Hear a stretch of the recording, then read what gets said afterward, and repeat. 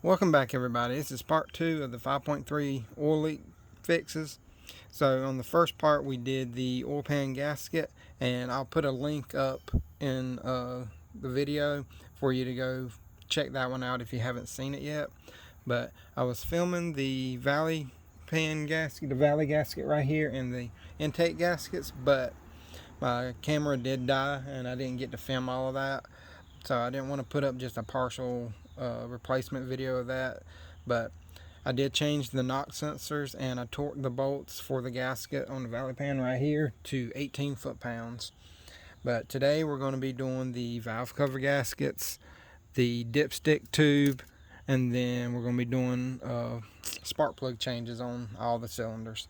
So if you would, stick with us and come on.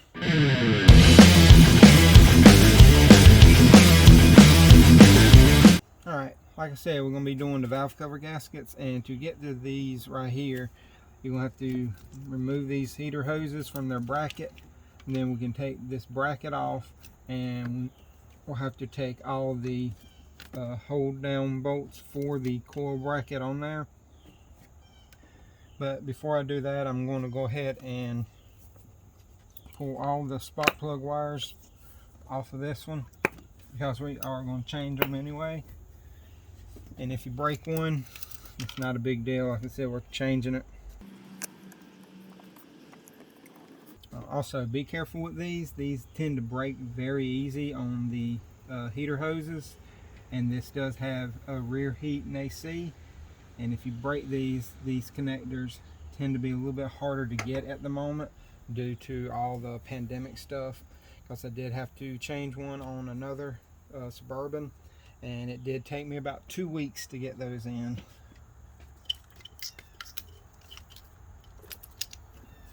Alright, so and pretty much all of these bolts and stuff, they're going to be 10 millimeters for all the hold down bolts. Some of them may have to use a deep socket as well. So let me go grab my deep socket real quick.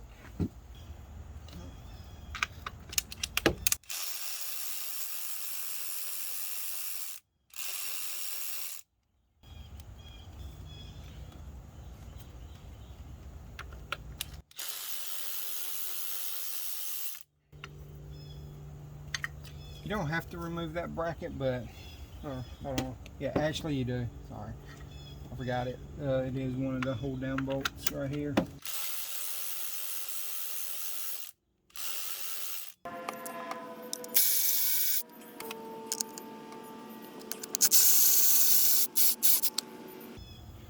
On this back one right here, you're probably gonna have to get a wrench or a tight swivel to get that one off. So I'm just gonna use a wrench to pull it off.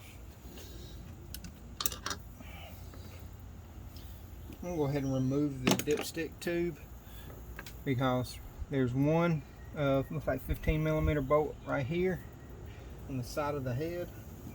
This way it just gives me a little bit more room.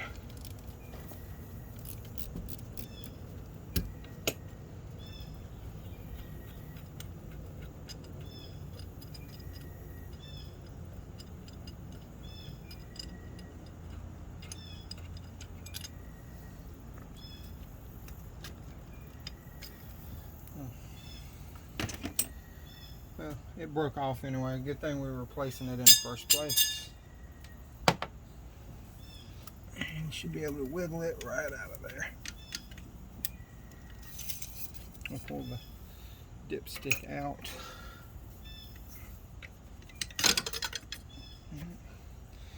Now that gives me a little bit more room to get back here.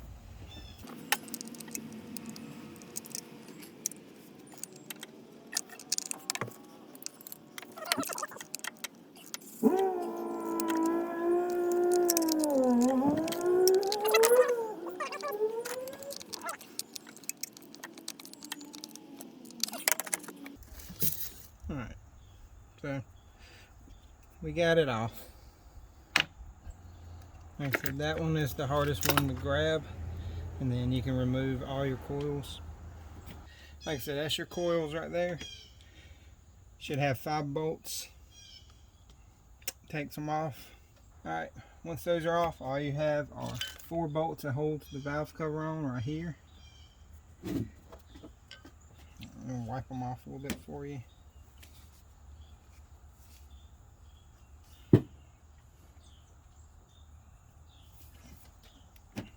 And these are 8mm on those.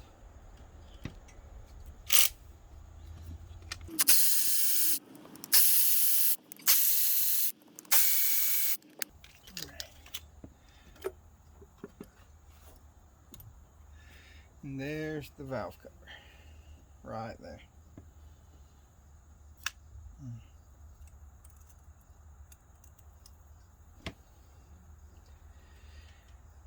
That's your bad gasket. The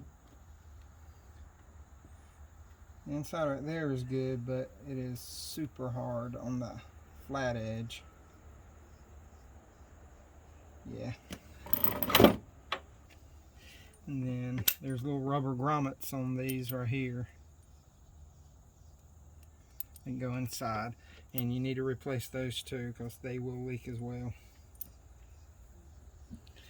So do the exact same thing to this side over here, and then I'm going to clean them both up, and then I'll show you whenever I get ready to put them back on. And I'm going to go ahead and pull the spark plugs and stuff out right here, especially with the intake off, because it does give you more room to get to them, and this would be a good time to change all of these.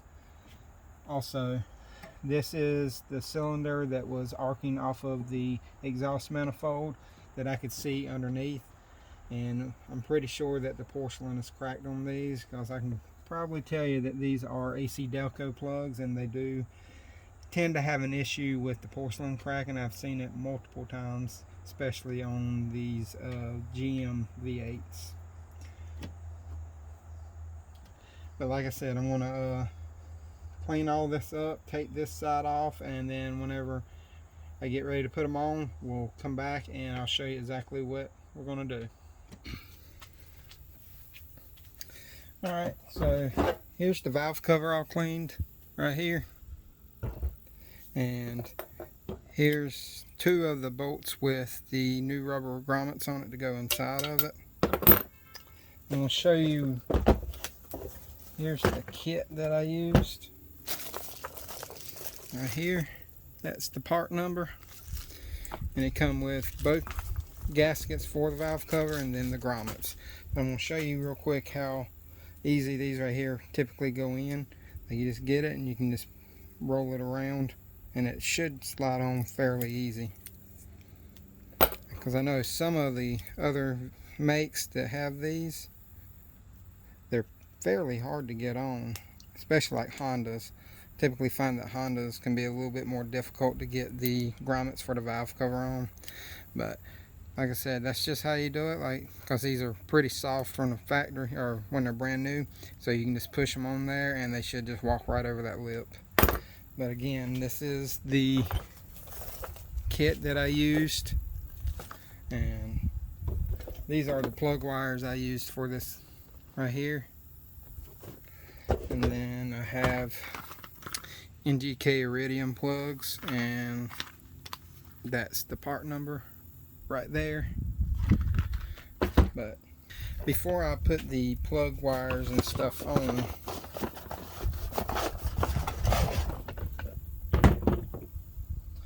I'm going to go through and put some dielectric grease in all these boots. Like I said, I'm just going to put just enough like that. You don't need a whole lot, just enough to kind of feel the tip of it, and then I put a little bit on that. There you go. Okay, I just put just about that much on there. That way it makes a good connection and it protects it and everything. But I'm going to go through and do the rest of these right here with the grease. And let me get one of these valve cover gaskets real quick. And on these gaskets, you can see they have the notches cut out for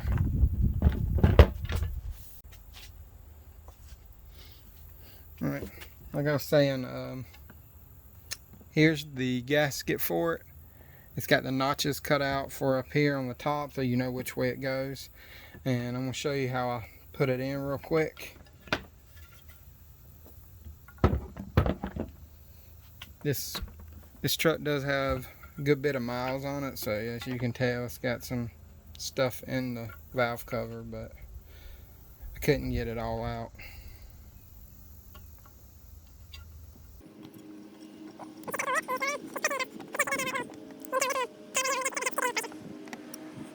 And you're going to think that it's going to be a little bit too big for it, but once you get it in the groove, you'll see that it fits in perfect. And that's pretty much it. If you want to put a little bit of silicone in there just to help hold it in, you can. But I wouldn't put too much, because that way it'll start running out the sides of it. But that's pretty much it. And then whenever you go to put it down, just try to put it down, you know, even and as slow as you can. That way you don't knock the gasket back out or it rolls on you. But like I said, I'm going to go through, put grease in all these spark plug wires, and then we'll come back and I'll show you how I'm going to start putting the plugs in, because I'm also going to put some anti-seize on the threads of these plugs. I'm going to go ahead and do all that too. I don't put much, I just put just a tiny bit on there. I just rub it around. Like I said, I just put just a little bit on there just to have it. Now I'm going to go through and do all that too, and then whenever we get ready to put everything back in, I'll show you how I do that. Alright, I'm going to show you how I put in the spark plugs. I got the back three back here already in, and I'm going to put this front one in for you real quick. Just going to thread it in by hand as far as I can go.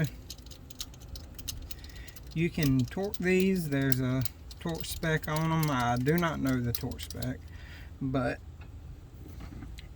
how many people actually use it, I cannot say.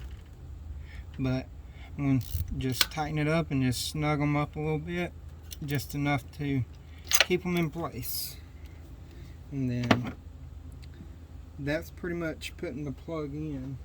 And on these right here, we're going to put these boot protectors back on them.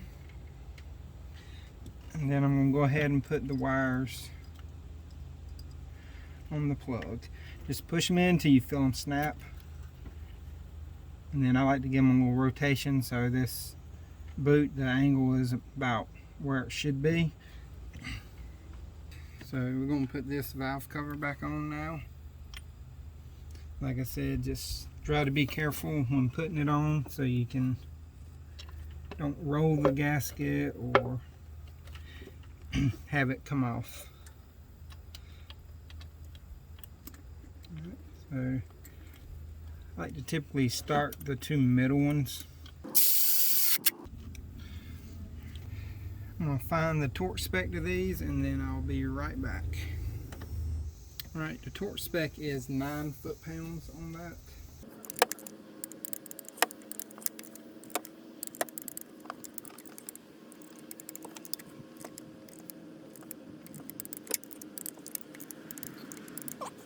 I'm going to wipe this valve cover back off a little bit.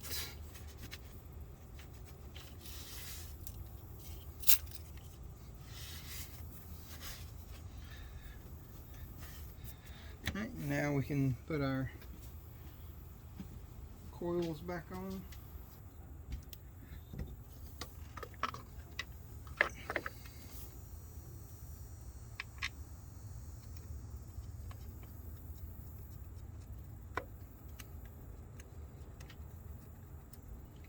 Get one threaded in just to hold it in.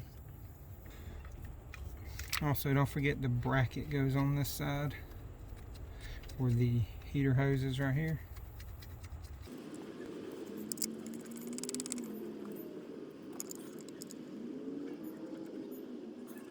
A lot of times people leave this back bolt out because it is so hard to get to.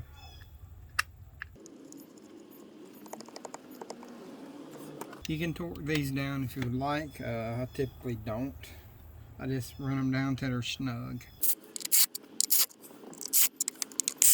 And then that back one I'm going to have to use my ratchet wrench with.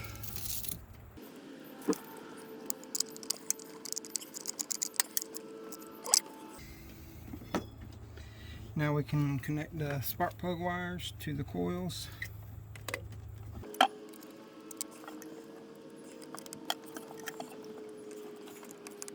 You should hear and feel them click a few times. So that's pretty much putting valve cover gaskets and doing the spark plug wires and the spark plugs all at the same time. I'm going to do the other side real quick, put all that back together, and then what we're going to do is I'm probably going to even show you me putting the intake back on and show you all the torque specs and the way that we put all that back together, just so you know how to do that in case you do want to perform all this at one time. So I'll be right back once I get the other side buttoned up. Alright, so we got it all back together now, and as you can see I got the intake back on.